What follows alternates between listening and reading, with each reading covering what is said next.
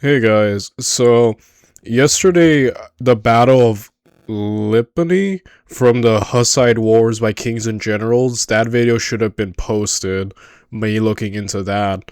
And we're continuing with that same era in another video. I think this is in the same era. I could be completely wrong. Point is, it's in my recommendations list, so here we are. And I'm trying to really get it down. I've been uploading 2 videos a day because I have so many recommendations, which I appreciate you all for. So I'm like, yeah, I gotta post like twice a day or else it's gonna take people forever to see their recommendations. I don't think this is gonna be sustainable in the long run. This is just a temporary thing. To work my way through some of your lists, and so none of you have to be kept waiting for too much longer. So yeah, okay. So I'm really looking forward to seeing more about this era and exactly like what's going on, because I said when we covered the battle yesterday, it was really interesting. A lot of wagons. Like, I've never seen wagon warfare so utilized ever in my life. So I'm looking forward to seeing more about this war. And Kingdom Come Deliverance, that's a video game. I've never played the game, I think. It is a game, right? Just, wait, I want to be sure before I move forward here. Okay, wait. Yes, it is a video game. So I've never played it, unfortunately, so I'm kind of coming into this completely blind to this. And right now I'm actually wanting to save up money to buy Total War Rome 2.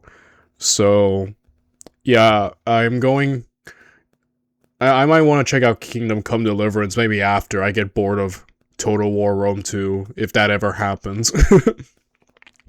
And yeah, I'm sorry, I'm delaying. I don't really have much else to say other than we should probably get to the video. But if you want to watch the original video by Kings and Generals, the link is down in the description down below, my friends. And if you want to help support me and my channel in any way, shape, or form, feel free to like, comment, and subscribe. It would really help out my small but humble channel, and I would appreciate it very much, thank you. Now with that said, and now without any further ado, let's get to it, shall we? Let us watch the history behind Kingdom Come Deliverance 2, Medieval History, by Kings and Generals.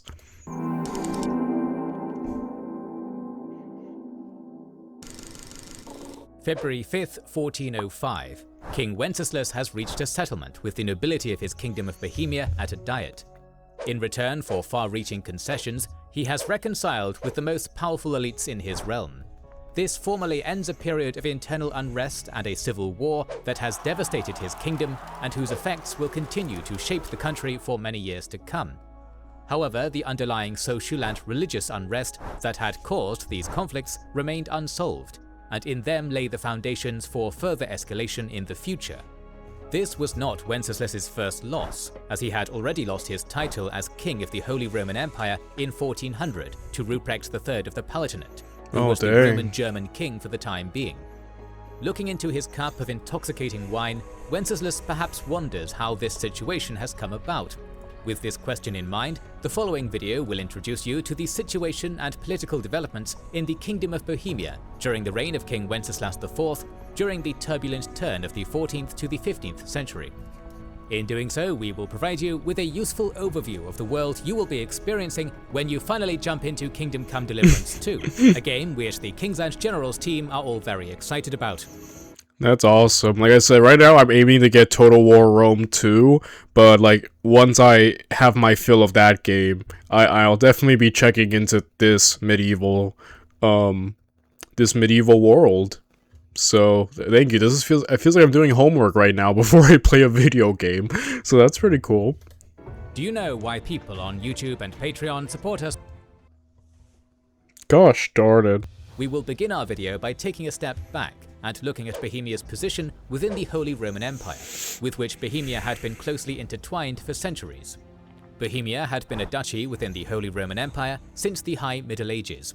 Ottokar I from the Przemysl dynasty became Bohemia's hereditary king in 1198 and had this privilege confirmed by successive Roman German kings and emperors. With this elevation in rank, Bohemia became equal to the other great principalities within the Holy Roman Empire. The lands of the new kingdom initially comprised Bohemia, the Margraviate of Moravia, and the County of Glatz as closely united core territories. Okay. From 1252 onwards, the kings of Bohemia were one of the so-called prince-electors, powerful princes of the largest territories within the empire who had the right to elect the Roman German king. Bohemia had thus become one of the decisive players within the empire. After the Przemyslid dynasty became extinct in the male line in 1306, the Luxembourg dynasty succeeded the Bohemian throne in 1310. Under this dynasty, the Kingdom of Bohemia became a pillar of the Holy Roman Empire. Wenceslas's father, Emperor Charles IV of the House of Luxembourg, is associated with the Golden Age of Bohemia. He expanded the power of the House of Luxembourg to include the Silesian duchies, which he incorporated into the so-called Lands of the Bohemian Crown in 1348. With this new Corona Regni Bohemiae, he intended to create an indivisible state concept of Bohemia, independent of the person of the king. The acquisition of Brandenburg in the 1370s provided a second electoral dignity, and thus secured the succession of his son Wenceslas.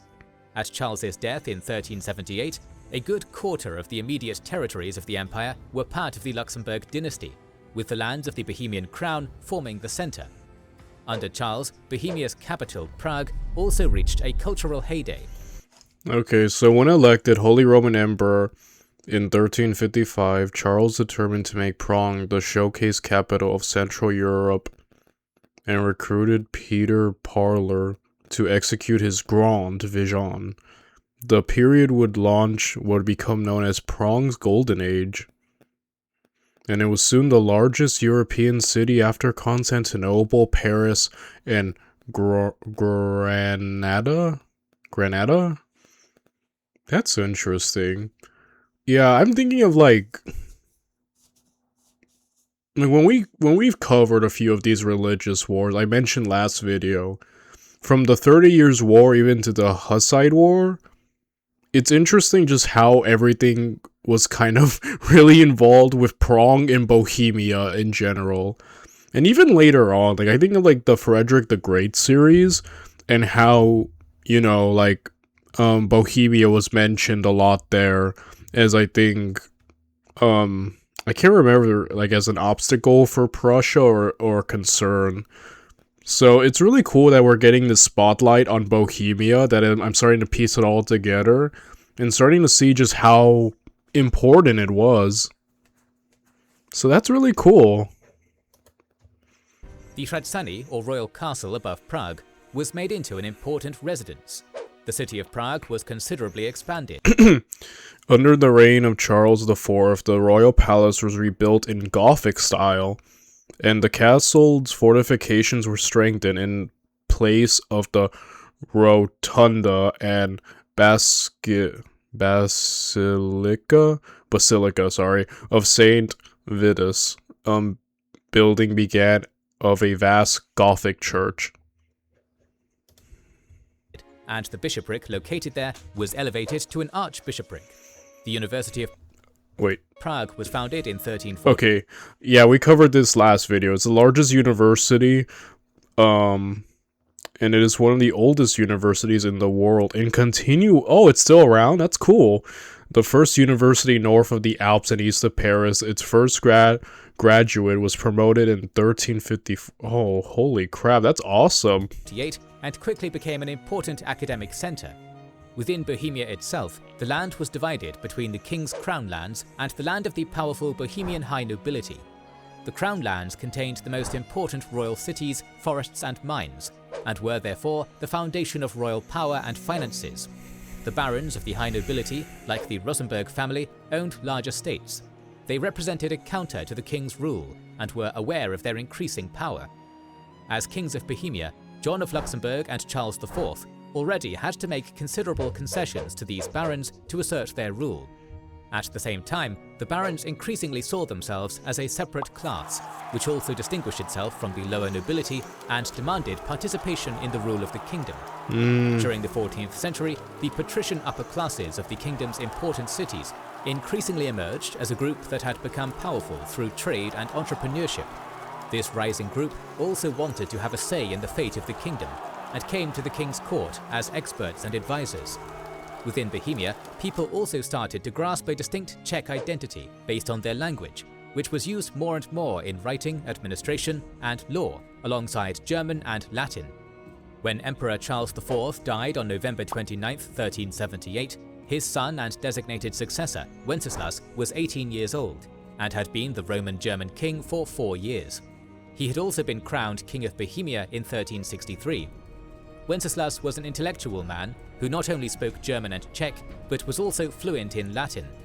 His father had expended quite the effort preparing his son for his duties as ruler, and had provided him with capable advisors. However, so where does it all go bad?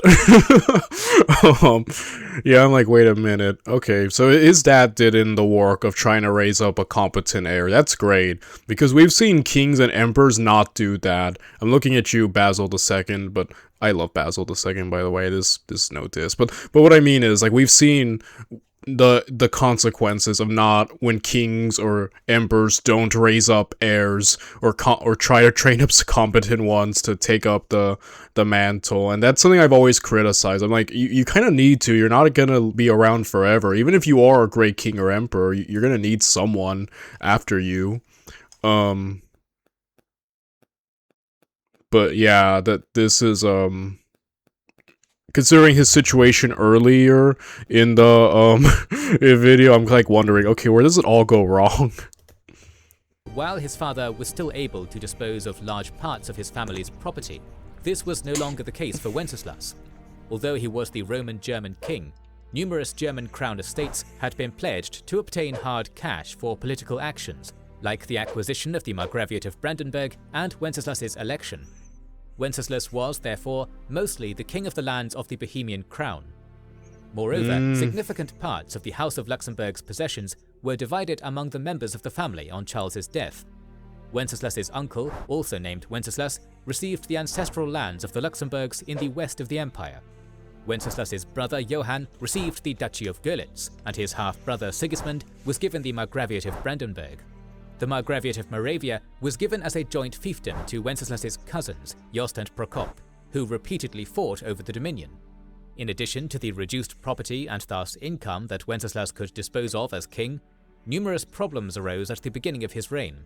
In 1378, the Western Schism occurred, along which the Latin Christian Church and society would split, resulting in a deep crisis for the people. In the empire, the hotbeds of conflict that had already arisen under his father continued to smolder. City alliances had formed against territorial lords and knightly alliances. The king was called upon to secure peace through a general landfrieden. Many regional conflicts would quickly turn into a conflagration.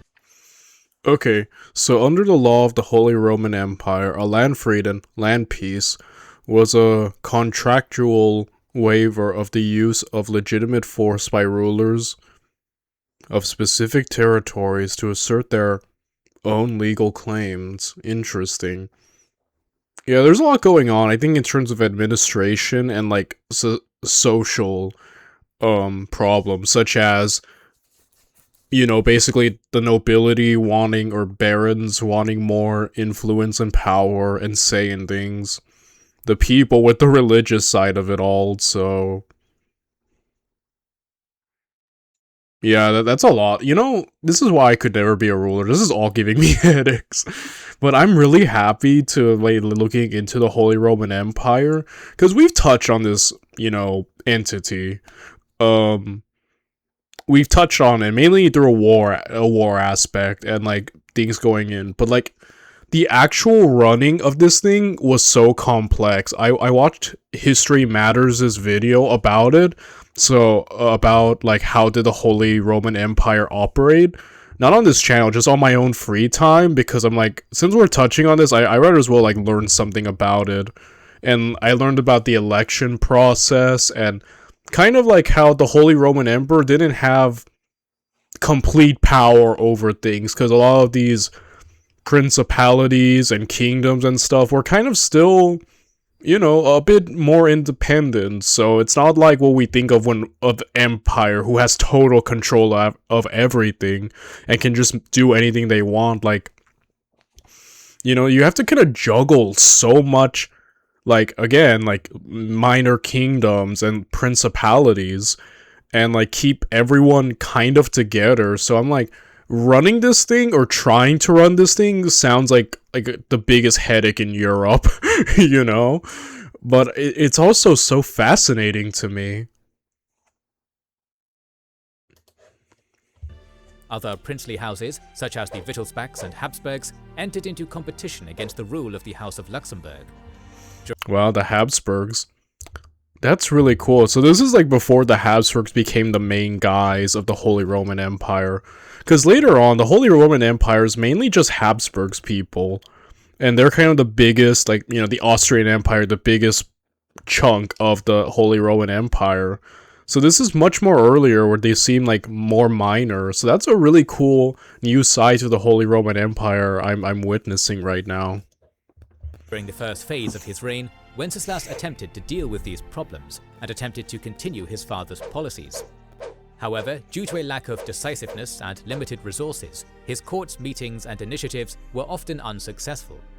The players in the empire increasingly took the initiative themselves and acted without regard for the king. Wenceslas appeared. Yeah, that's the thing I heard. Like, History Matters, when I was watching the video, he put it almost jokingly, like, yeah, they were, at times, the Holy Roman Emperors were more figureheads at times, you know? And I could see how that could happen, because stuff like this, where, you know, I think of, like, the conflict between the Holy Roman Empires and the popes, and there are times where the nobles in those conflicts would just kind of undermine the emperor and just side with the pope, which kind of goes to show that a lot of these, like, minor, like, territories can just rally together and screw over the emperor if they wanted to. It seems like you're gonna have to always, it seems like diplomacy skills are gonna have to be, like, you're gonna have to be, like, a real big, like, political maneuvering mind and diplomat, I feel, to really succeed as emperor in the Holy Roman Empire, you know? Because, again, you have to juggle quite a lot of territories and stuff. So, like I said, like, yeah, like, the administering of trying to administer this, at least in a more hands-on approach, seems like it would not work out fully well, you get me? Less frequently in the western parts of the empire, and even from afar, he tended to merely react to events in the realm, rather than steer the course of his kingdom with any sort of personal agency. Seldom did he take the initiative for himself. He seemed to lack a... Yeah, and you have to have a decisive action. You can't be passive, or else your guys, the people in the empire are just gonna do what they want. And again, how many times have we said this, my friends? Repeat with me, because I've said this a bunch of times. He who takes the initiative wins. In war and now in politics, because it's true. You can't be passive. You have to be on top of it, you know? To seize the initiative and to let other people dictate how things are going is going to mess you up. So, especially when you're supposed to be in charge, you get me? Like, or at least on paper, so, yeah. Great goal and a decisive political aim. Wenceslas much preferred to retreat to his Bohemian castles and indulge in hunting and wine. The first calls for his removal as Roman German king began to circulate as early as 1384. Wenceslas also faced problems in his Bohemian core lands. I haven't heard of that, though. I heard, like, yeah, the Holy Roman Empire position is one that people voted for, and, you know, but, like, this is a new part I'm hearing about it. That you can just call for the emperor to just be deposed. Let's have a new vote, guys. You know? Huh.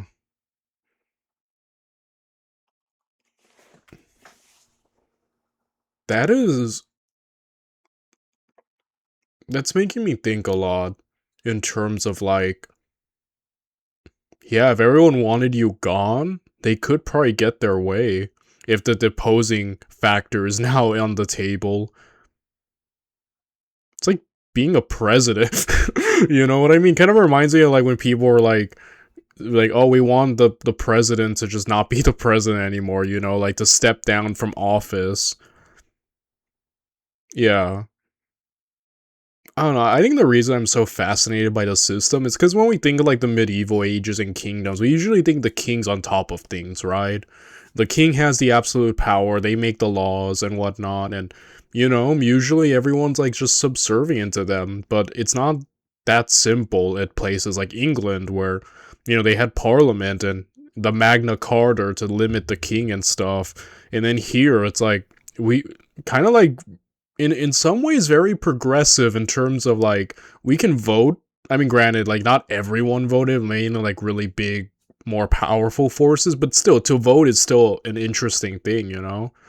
And to even be like we want him gone or we want to depose him, it's very modern. At least when I would think of the medieval ages, you get me? I think that's why I'm like really harping on this because I'm finding the inner workings of it so fascinating because for so many years before this channel, I was kind of like my brain would hurt when I would think about the Holy Roman Empire and like how it was run and like how people managed it. So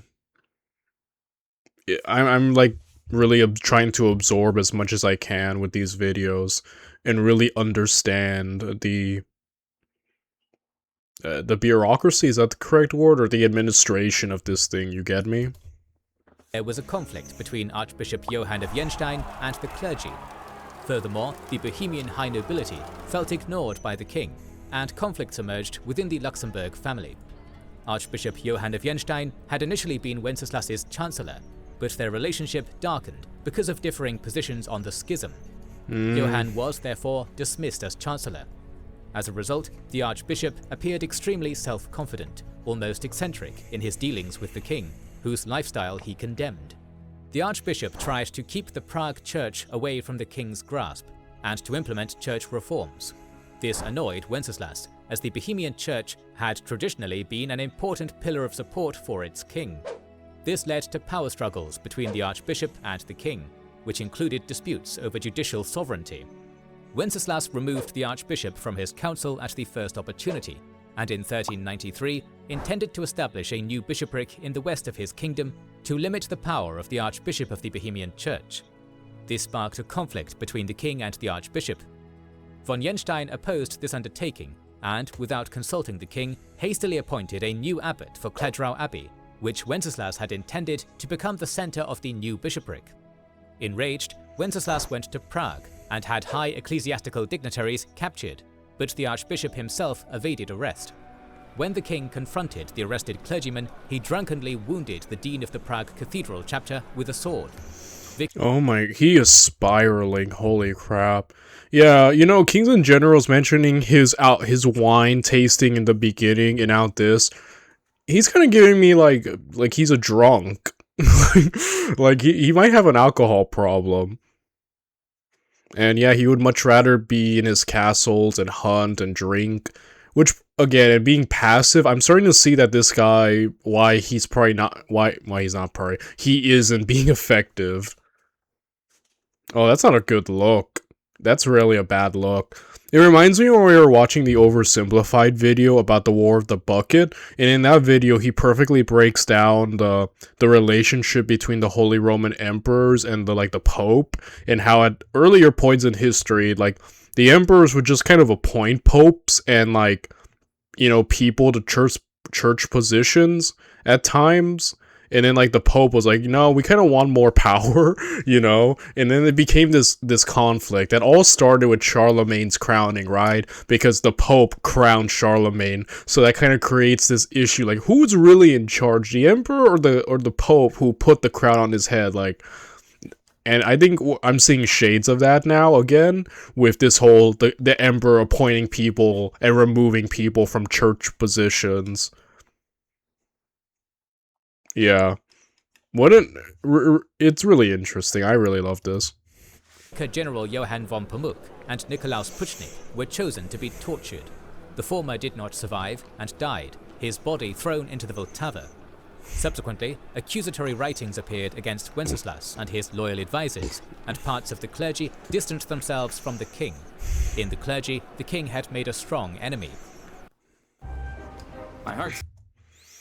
Yeah, what a complete mess he's created for himself. The Bohemian high nobility was equally unhappy with their king.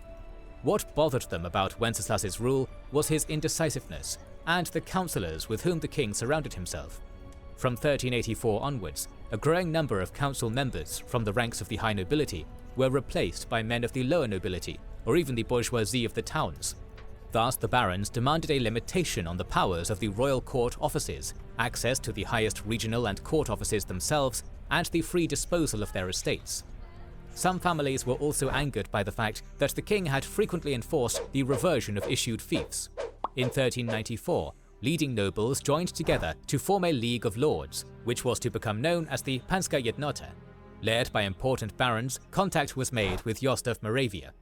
Under the pretext of negotiations, the king was taken captive in Bethlen on May 8, 1394. Oh, holy crap, they just took the king hostage? Oh, snap. Yeah, he's basically lost control of the entire plot. Jost and the Jednota claimed to now govern the kingdom on Wenceslas's behalf. However, the king was not without supporters, and his half-brother and confidant, Johann of Görlitz, quickly realized the nature of the game that was being played at a meeting with the captured king. In Kuttenberg, he called for resistance against Margrave Jost and the Jednota. His call was particularly well received by the cities within the kingdom, and Prague even opened their doors to the king's supporters.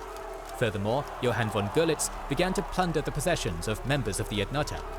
However, further civil war was prevented, as Count Palatine Rupert II was appointed imperial vicar at a court meeting in the empire. He raised an army to support the king, while at the same time opening negotiations between the Jednota and the king. Thanks to this mediation and pressure on the barons by Johann von Görlitz, the king was released. But he had to hand over several castles as guarantees. All these events had little effect on the king's style of rule. He soon fell out with his partisan Johann von Görlitz. Oh my goodness, on June 1397, 4 of Wenceslaus' advisors were assassinated. As orchestrated by John II, Duke of Opava-Ratibor, John was able to convince the king that the murdered were conspiring against the crown and went unpunished. Oh my, he literally got away with murder. Convinced the king. So I'm not sure if he was actually correct or he just committed this murder and straight up lied. But my goodness. Who died in 1396. In 1395, the conflict between Wenceslas and Jost erupted again, when the king appointed the latter's brother Prokop as the sole Margrave of Moravia and imprisoned Jost in April 1395 in defiance.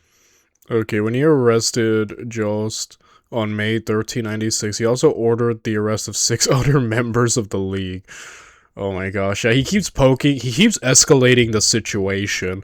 Like, people are kind of unhappy with his rule, but his response isn't...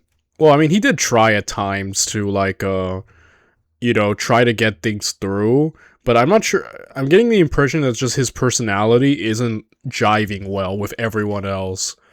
And so now it seems like he's kind of dropping that, and is now just going full on, like, I'm just gonna take you all out now, like, arrest, and just remove you, instead of trying to, like, to find some type of common ground. It seems like he's kind of, like, escalating things, and just, maybe he's just done trying, which I don't think is ever a good thing. Like I said, you're gonna have to exercise those diplomatic muscles and try to find some type of compromise with everyone. And that's the kind of the part of the king. We covered this in the English Civil War with King James, and what made him such a bad king was the fact that he never tried to find compromise with Parliament. He just kept trying to do things his way, kept trying to, basically do everything with all, and like an absolute monarch, without consulting anybody, and that made him really unpopular, and that created a lot of problems. It seems like, I can't say his name, I'm so sorry, but point is, the king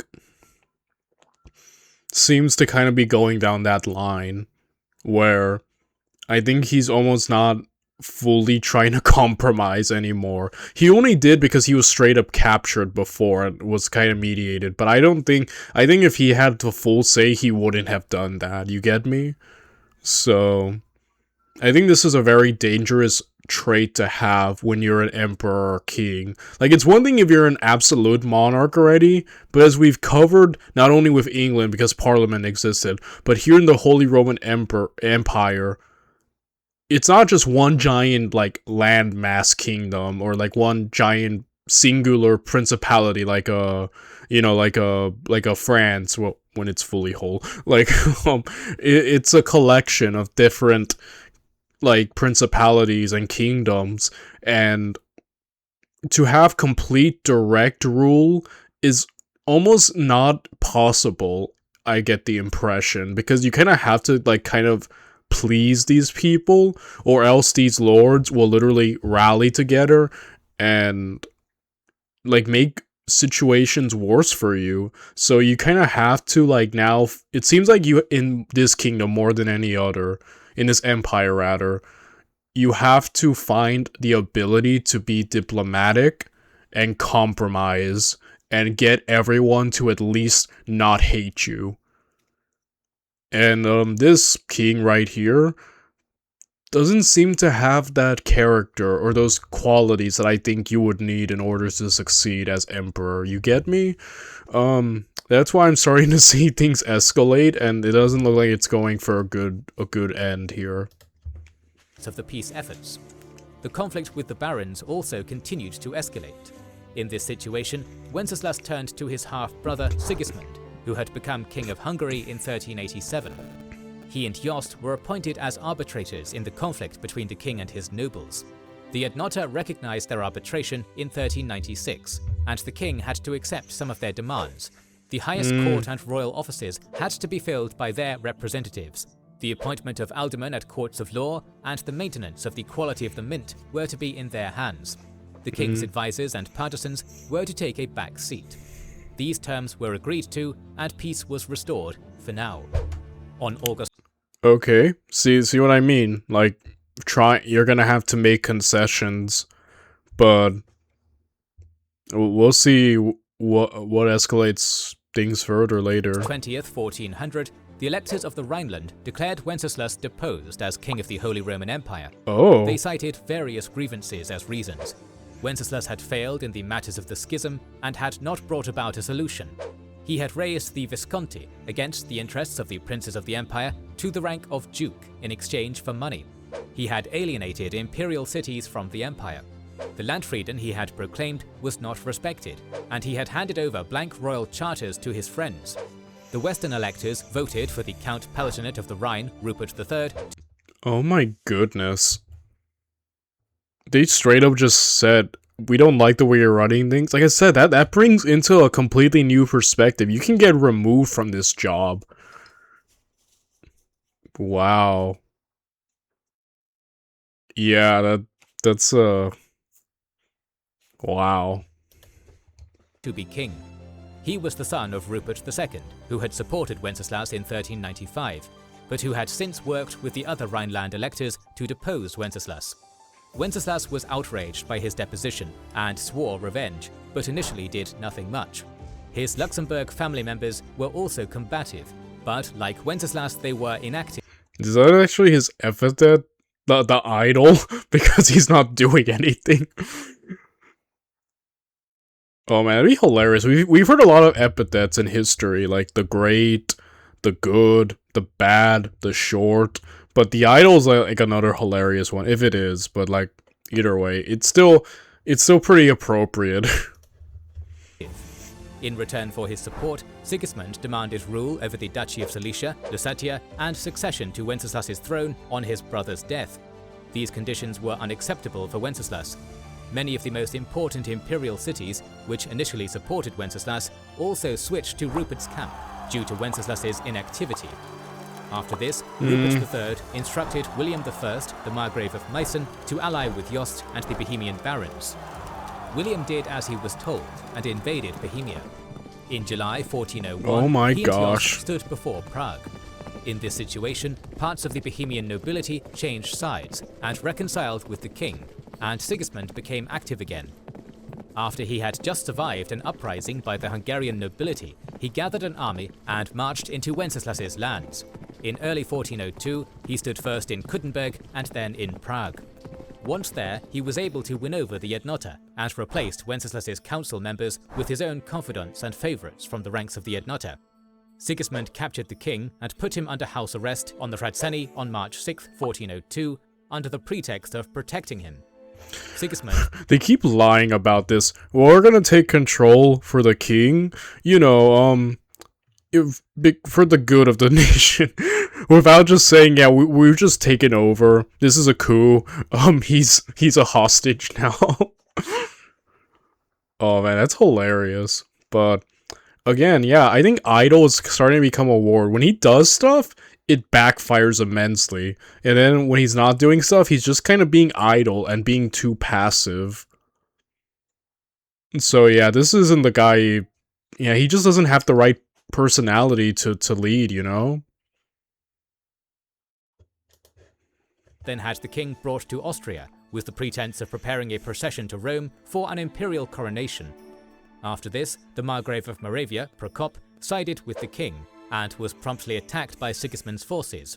Prokop was arrested by Sigismund after he had initially promised him safe conduct after his troops had besieged and conquered Prokop's castle, Bursig. However, once Sigismund's position seemed secure, some barons revolted against him and his style of rule, which began to restrict their rights. Taking advantage of the situation, Jost now appeared at the head of an army, invaded Bohemia, and led the struggle against his cousin Sigismund.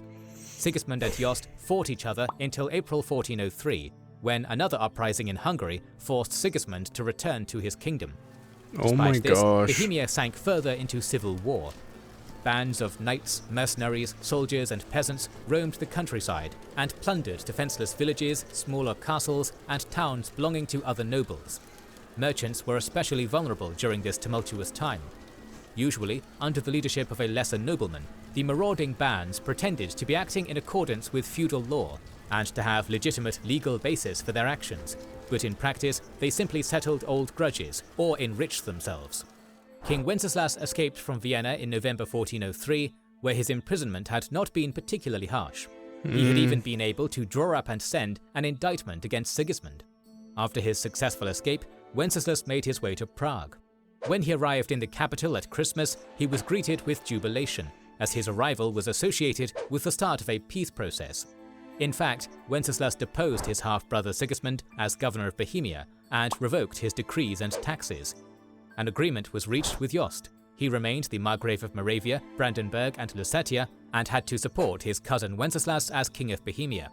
Sigismund launched another attack on his half-brother in 1404, invading Moravia from Hungary. Oh my gosh. Like, I'm sorry, like, my mind is starting to get confused now. All these constant changes and oh my gosh. Like, my head is starting to get confused a little. This kind of reminds me of the Italian Wars, where just like, when we were watching that series by Kings and Generals, there was a point where I didn't know what was going on at sometimes, or who was on whose side. This is kind of starting to, like, everything's starting to get jumbled. Dang. However, his attack quickly faltered, partly due to an epidemic of dysentery, in which he himself fell ill. As a result, Sigismund increased his efforts to secure his position in Hungary, and gave up his Bohemian dream for the time being. With this, Wenceslas was at least... Okay, Wenceslas himself had never recognized his disposition and hence still claimed the German kingship. Wait, so like everyone can vote you off, but his argument is he didn't recognize himself being voted off, so he's not gonna give it up? Can you do that? Like... Okay, Joe's now the king of Germany, died in 1411. Only then, did he agree to give up the crown, so long as he could keep Bohemia. Okay. Able to save his Bohemian crown. However, his renewed imprisonment had further weakened his rule. For the nobility to recognize him as king again, he had to make numerous concessions to them at the Diet of 1405. The barons were granted the right to maintain the peace of the land, which was previously a central task and basis for legitimacy of the king. The king could now only exercise unrestricted rule over his own crown estates. It's a little, like, decentralized now. But yeah, he has no choice. Like, these barons can literally make or break him now. So, yeah, he kind of has to now give in to them, huh? Well, at least he got to keep Bohemia. That's pretty cool. I mean, he lost everything else, but at least he got Bohemia, so it's not all bad. The main pillars and supporters of his rule were now the large cities of Bohemia and the League of Cities of Lusatia. However, numerous feuds and uninterrupted unrest continued in the lands of the Bohemian crown. The schism also continued, and preachers such as Jan Hus demanded the reform of the church.